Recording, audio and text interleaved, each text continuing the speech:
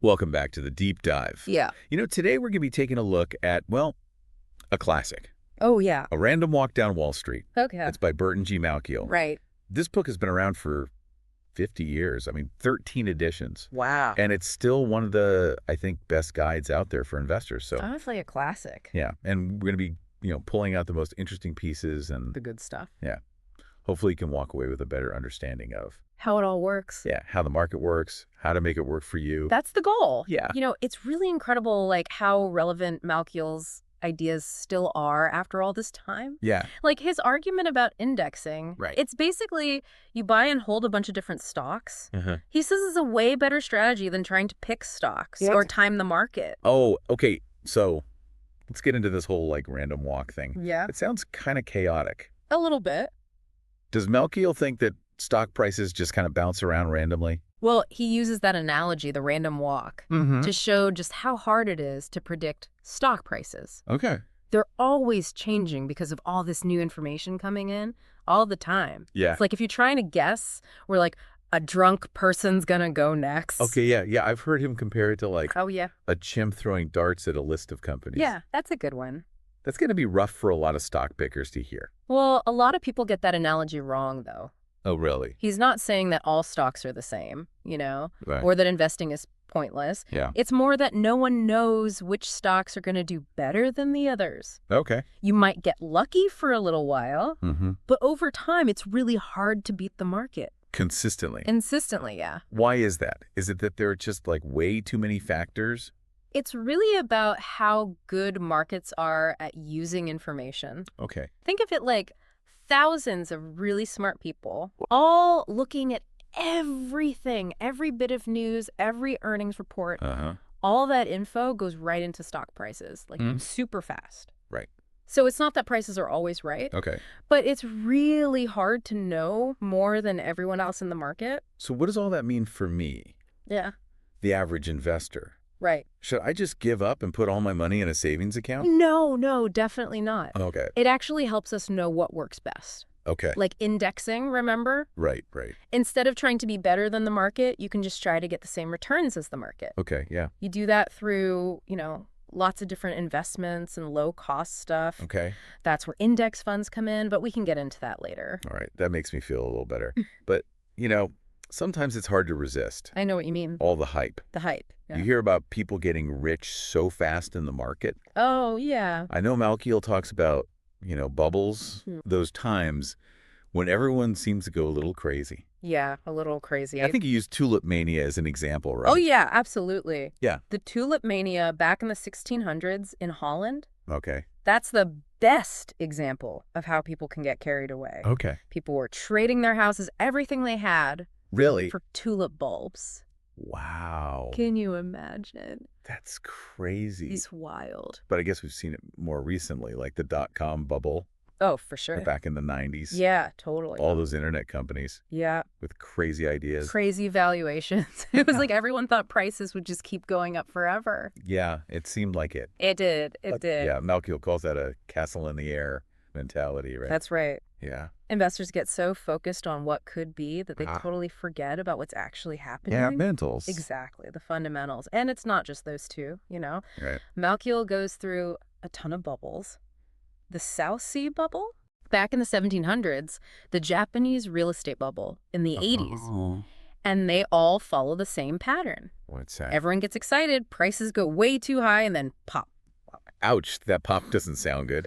So what can we learn from all this? How do we stay away from all that craziness? Well, you got to know about these patterns and not just believe all the hype, Okay. Markets are driven by, like, logic and emotion. Right. Sometimes emotions and crowds just take over. Yeah. You got to really understand what you're investing in. So we can't just follow the crowd, but what about all those tools and techniques, Oh, to try to predict the market, like technical analysis?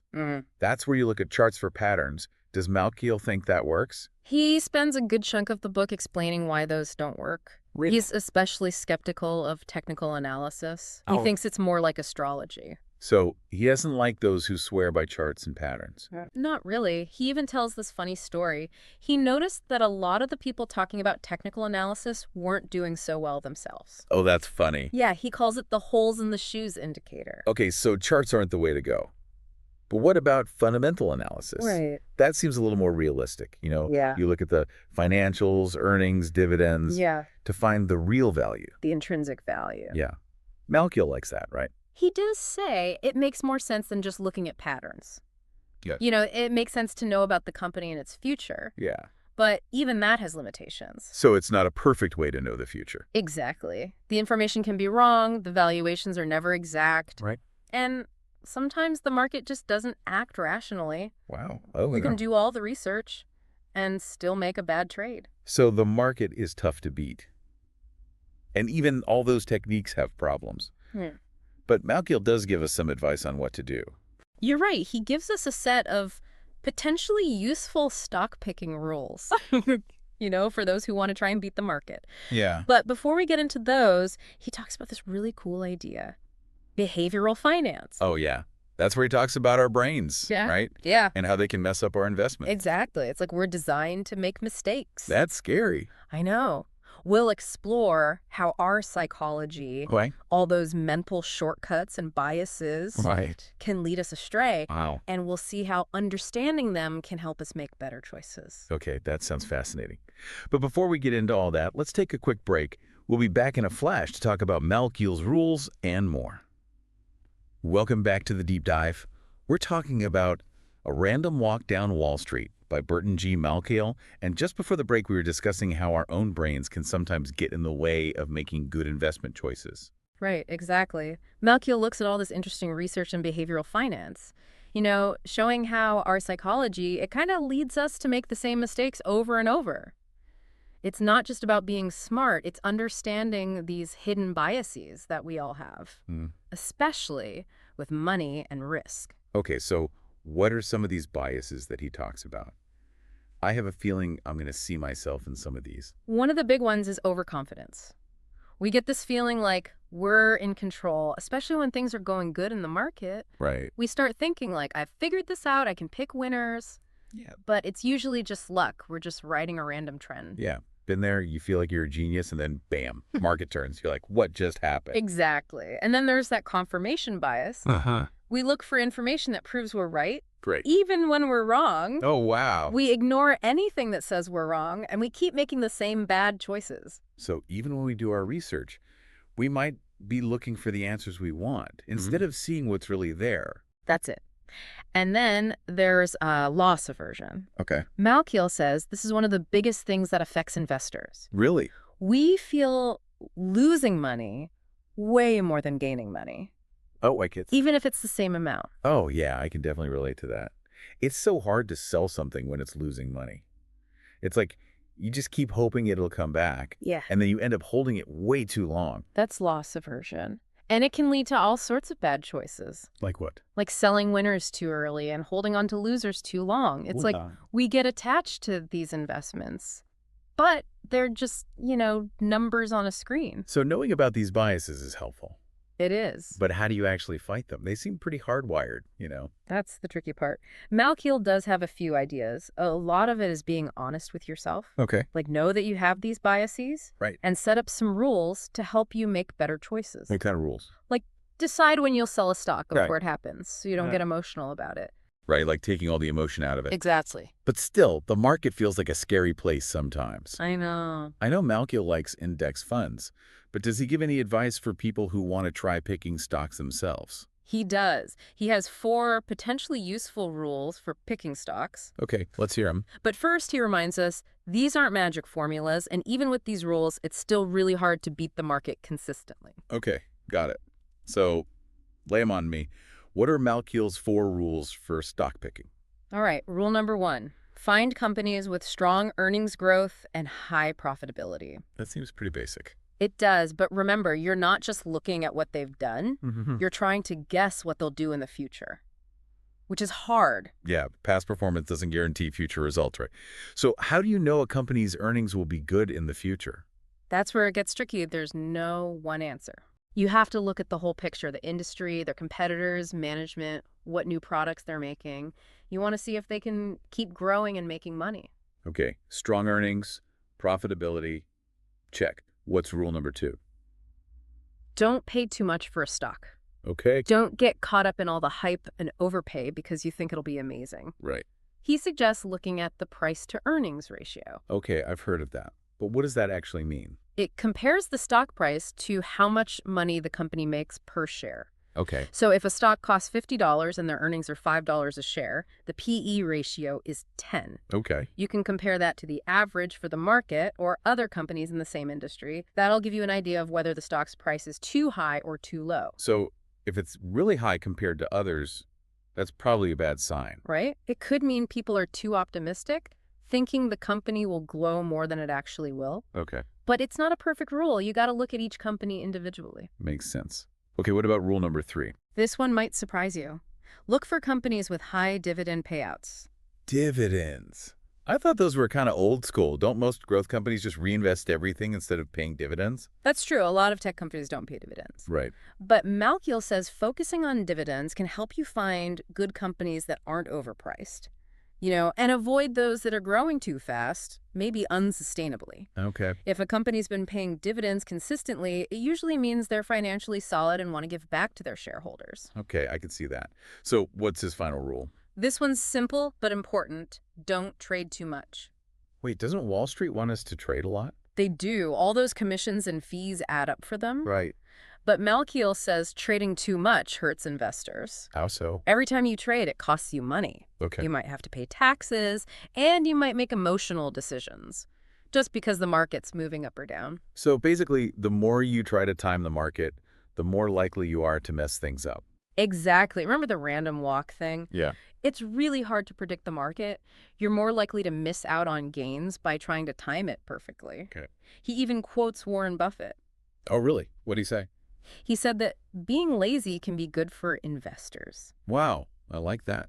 So buy and hold is still a good strategy. especially with index funds. They're designed for long-term growth. Okay. But even if you're picking stocks, patience is key. He's not saying never sell, though, right? Sometimes things change and you have to adjust your portfolio. Of course.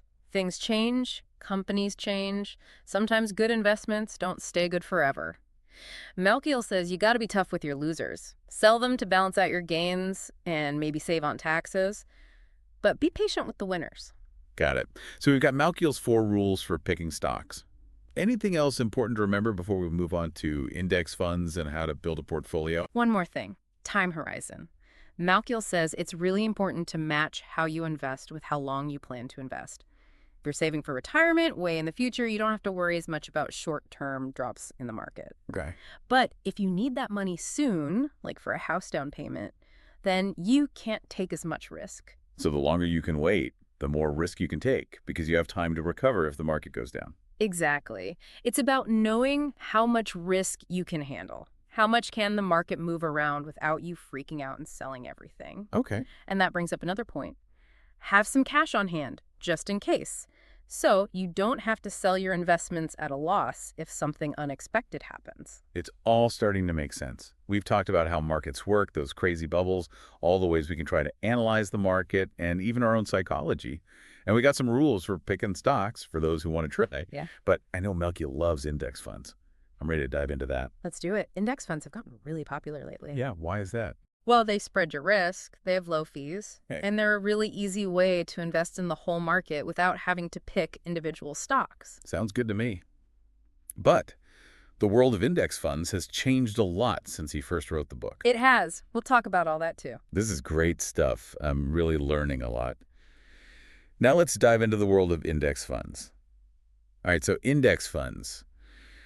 Malkiel's been a fan of these for a long time, right? Yeah, for decades, even before they got as popular as they are now. He basically says that for most people, trying to beat the market, it's just not going to work. It's better to try and get the same return as the market, Okay. by investing in a bunch of different things that track the market without spending a lot on fees. That makes sense, but some people might feel like, I don't know, they're settling for average returns if they just follow the market. Like, don't we all dream of finding those amazing investments that'll make us tons of money? Oh, absolutely. That's the whole appeal of those actively managed funds, right? You think you can find this, like, investing guru who always picks the right stocks. Yeah. But Malkiel points out that, like, the evidence doesn't back that up. Very few of those managers actually beat the market over time, especially once you take out their fees and all the trading costs.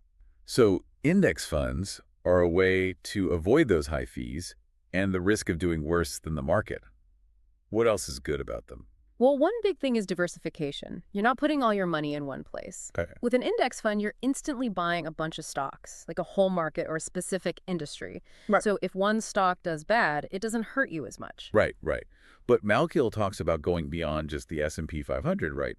What other index options are out there? Exactly. He suggests looking at broader indexes like the Russell 3000 or the Wilshire 5000. Hmm. These include a wider range of companies, even small and medium-sized ones, Okay. which can actually grow a lot. There's a whole world of index funds out there, not just the famous ones everyone knows. So besides those big market indexes, what other kinds of index funds might people want to look at? You can find ones that focus on specific industries, like tech, healthcare, energy. There are also index funds that track international markets, bonds, real estate, pretty much anything you can think of. Wow, that's a lot. So how do you You choose? got to do your research, figure out what matches your goals, and how much risk you're comfortable with. Right. We talked about smart beta before. Can you remind us what that is and how it fits in with index funds? Smart beta is a little more complicated. Malkiel talks about the good and bad sides of it. Basically, they try to do better than those regular index funds Oh. by focusing on certain factors like value, size, momentum, things like that. Okay, so are they actually smarter? Can you give me an example? Sure. Let's say you have a smart beta fund focused on value. It might have more of those companies that are considered undervalued by the market. What does undervalued mean? It could mean their price is low compared to their earnings, or they have high dividends. The idea is that eventually the market will realize these companies are worth more and their price will go up. So you're kind of betting that the market will fix itself and those companies will get the recognition they deserve. Yeah, there's some evidence that this works, but like always, Malkiel says past performance doesn't guarantee future results. These smart beta strategies, they can be unpredictable, and what worked before might not work again. So smart beta isn't a sure thing. What should someone do if they're trying to decide if they should use it? Really depends on their situation, their goals, and how much risk they're okay with. It's important to understand how they work and the risks before jumping in just because it sounds cool or made money for someone else. Even if a smart beta strategy does beat the market, it might be because it's taking bigger risks. Right, okay. I'm seeing how this all fits together. So what are the key things you think people should remember from our look at a random walk down Wall Street? It's been a great discussion. I'd say remember this. Markets are mostly efficient, so don't try to outsmart them. We all have biases that can mess up our investing, so be aware of them. And keep things simple. For most people, index funds are a great way to build wealth over time. I like that. And Malkiel keeps reminding us, investing is for the long haul. Don't sweat the small stuff. Focus on your goals, be patient, and let your money grow over time. And if you ever get caught up in the hype of some new investment, remember those stories from the past. The tulip mania, the dot-com bubble, the housing crisis. They all show us that markets can go crazy, and sometimes we just need to take a step back. True, true. History might not repeat exactly, but we can learn from it. Well, that wraps up our deep dive into Burton G. Malkiel's A Random Walk Down Wall Street. Hope you found it helpful. It's been great talking about this with you. Remember, building wealth is a marathon, not a sprint. Stay informed, keep learning, and we'll see you on the next deep dive.